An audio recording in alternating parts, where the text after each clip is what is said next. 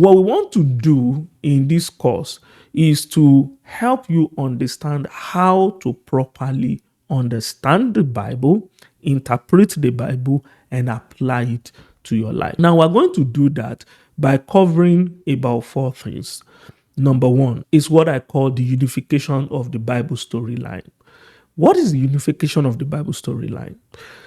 It simply means that when you read the Bible and it looks as though there are so many stories. In fact, in some cases, you see different stories in every chapter. In some books, you see different stories in one book. In some books, it's just one story throughout the book. But you find different stories. What if I told you that all of these books put together are telling a single story, even though it appears as though they are telling so many disparate independent stories? Now, the first part of this lesson is going to help you to see the entire 66 book of the Bible as just one book telling one story.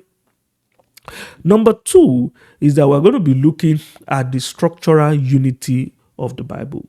We're going to be looking at how each of the books connect to each other.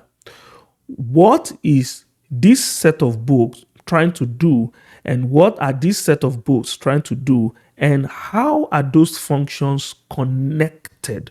What is the goal, and how are those goals connected? That's the second thing we're going to be doing under structural unity. We are going to be breaking that down all the way from the Old Testament into the New Testament. The third thing we're going to be doing is what I call the Bible interpretation principles. There are certain principles. Look, the Bible is a literature, is a book. It is the word of God, but it is a book, however. It's a book of an event that happened at a time in history, in a particular cultural context, using certain languages, most of which don't even exist anymore.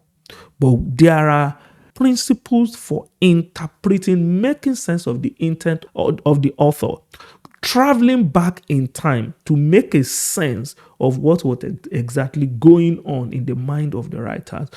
These principles include principles like definition, usage, context, historical background, precedence, unity, inference, and so many more. We are going to be looking at how these principles work in practical terms. And we're going to be looking at popular passages that we oftentimes misinterpret. And we're going to subject them to the test of those textual interpretation principles. And then we'll be able to know exactly what is the correct context of those conversations. Finally, we're going to be looking at the role of application. It's not just enough for us to be able to interpret the Bible and have so much knowledge. The idea is that our walk with God can be improved. So we're going to be looking at how exactly do we move from this interpretation to application into our life.